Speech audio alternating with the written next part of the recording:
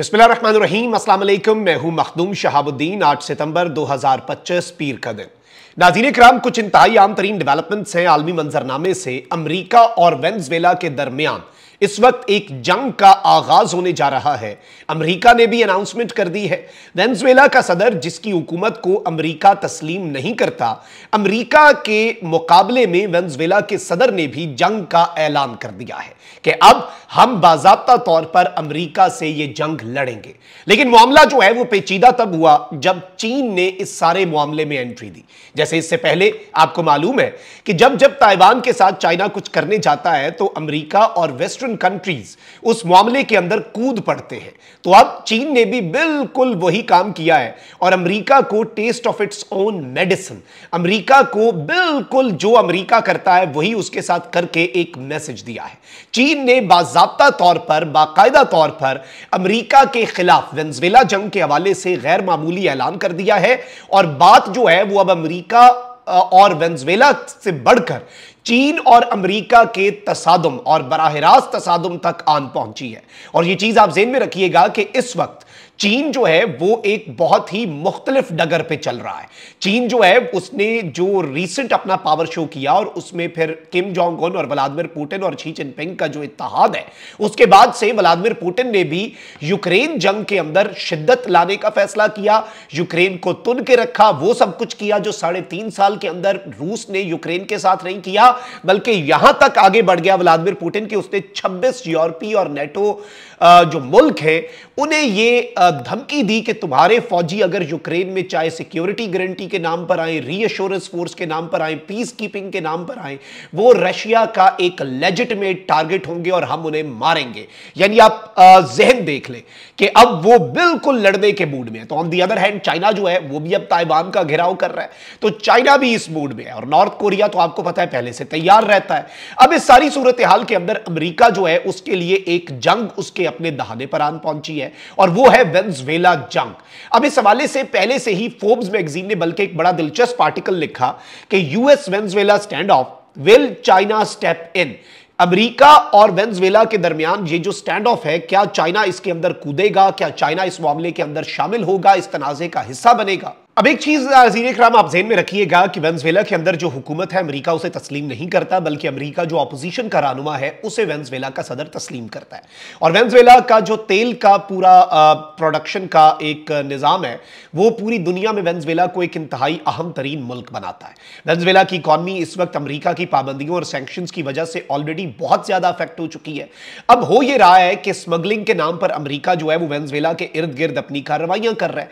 And on the other hand अब हो यह रहा है कि अमेरिका ने बाज़ाब्ता तौर पर इस जानिब एक क्लियर इंडिकेशन दे दी है कि वो अब वेनेजुएला के अंदर भी स्ट्राइक करेगा।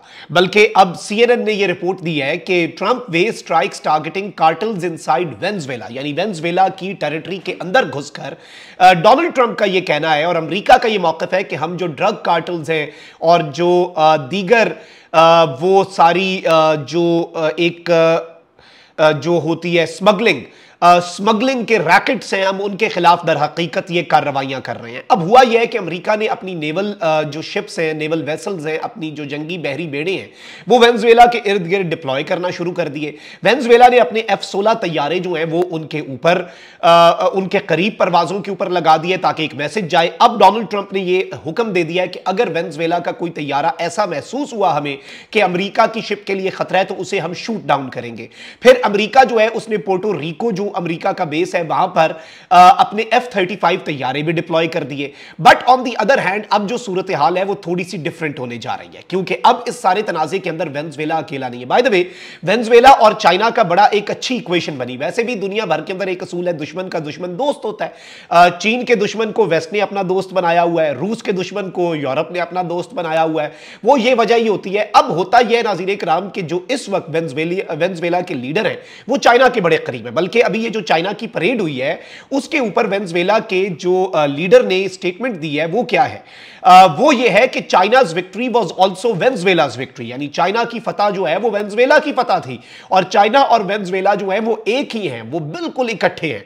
अब ये सारी सूरत हाल जो है ये बड़ी दिलचस्प हो चुकी है क्योंकि एक तरफ तो वेनेजुएला जो है वो किसी भी तरह से लगातार वेनेजुएला जो है वो अमेरिका के आगे सरेंडर करता हुआ नजर नहीं आ रहा, बल्कि अब जो वेनेजुएला का सदर है प्रेसिडेंट मदुरो, उसने नाज़रीन इकराम कहा है कि जी हम एक आर्म्ड स्ट्रगल जो है अमेरिका के खिलाफ हम वो स्टार्ट कर देंगे, हम जंग लड़ने के लिए मुकम्मल तौर पे तैयार है और हम इस जंग को मंतकी अंजाम तक पहुंचाने के लिए भी कंप्लीटली रेडी हैं। We are fully ready, we are fully equipped कि हम इस जंग को मंतकी अंजाम तक पहुंचाएं।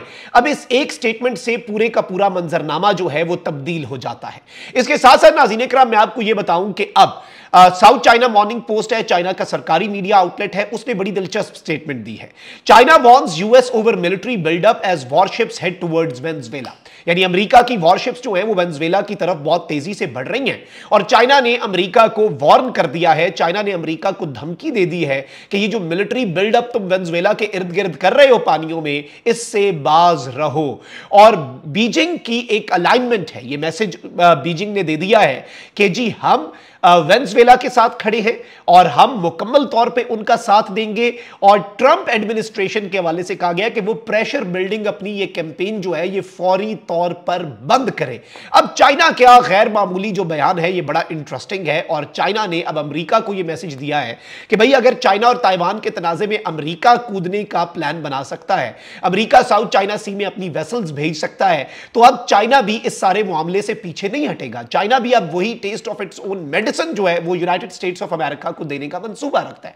ट्रंप जो है वो इस जानिब एक बहुत क्लियर इंडिकेशन हमें मिल रही है कि वेनेजुएला जंग का आगाज करने जा रहा है। डिपार्टमेंट ऑफ डिफेंस जो है उसे डिपार्टमेंट ऑफ वॉर जो है वो रीनेम कर दिया गया है डोनाल्ड ट्रंप की तरफ से, और डोनाल्ड ट्रंप के तमाम तर इशारे और अमेरिका का जो मिलिट्री बिल्डअप है वो भी इस तरफ एक वाज़ेह इशारा है। और अब ये वेनेजुएला के अंदर एक फुल फ्लेज कार्रवाई करने जा रहे हैं ताकि वेनेजुएला का जो प्रेसिडेंट है उसे प्रेशराइज किया जा सके और वेनेजुएला के अंदर कोई रिजीम चेंज जो है वो भी हो सके।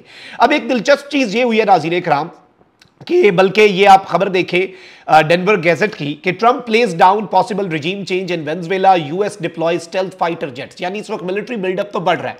लेकिन अब चाइना ने क्या किया है जी, रॉयटर्स के मुताबिक floating oil facility arrives in Venezuela for China Concord's project sources से, यानी इस वक्त चाइना जो है उसने क्या किया नाज़रीन इकराम, उसने $1 बिलियन का एक प्रोजेक्ट है चाइना का वेनेजुएला के अंदर। और चाइना जो है वो ऑयल के हवाले से वेनेजुएला के साथ अपनी कोलैबोरेशन, क्योंकि यूएस तो सैंक्शंस लगा रहा है, यूएस तो वेनेजुएला की इकोनॉमी को तबाह बर्बाद करने पर तुला हुआ है और ऑब्वियसली ट्रंप को मदुरो की गवर्नमेंट नहीं चाहिए, वहां पर ट्रंप को दूसरी गवर्नमेंट चाहिए। तो अब इस सारी सूरत हाल के अंदर सोर्सेज ये बता रहे हैं कि चाइना जो है वो अपनी फ्लोटिंग ऑयल फैसिलिटी जो है वो उसकी पहुंची है और चाइना के बिजनेस इंटरेस्ट भी है। और चाइना का कनकॉर्ड प्रोजेक्ट है जो कि वेनेजुएला जिसके लिए बहुत इंपॉर्टेंट है। और अब इस सारे मामले के अंदर चीन जो है वो बराह रास्त हमें दिफा करता हुआ नजर आ रहा है, किसका? वेनेजुएला का। और अब ये जंग, क्योंकि देखिए वेनेजुएला का अमेरिका से तो डायरेक्ट मुकाबला नहीं बनता ना, जैसे इवन फिर हम ये भी कह सकते हैं ताइवान का चाइना से मुकाबला नहीं बनता, यूक्रेन का तो रूस से भी मुकाबला नहीं बनता था। लेकिन अगर कोई और पावर इसमें शामिल हो जाए, अगर कोई और ताकत इस सारे मामले के अंदर कूद पड़े, फिर तो चीजें डिफरेंट हो सकती हैं, फिर तो मंजरनामा तब्दील हो सकता है, फिर तो सिनेरियो जो है उसके अंदर ड्रामाई तब्दीली आ सकती है। और यही इस वक्त हमें लग रहा है कि चाइना जो है वो करने जा रहा है। अपना बहुत ख्याल रखिए। निगरान पाकिस्तान जिंदाबाद।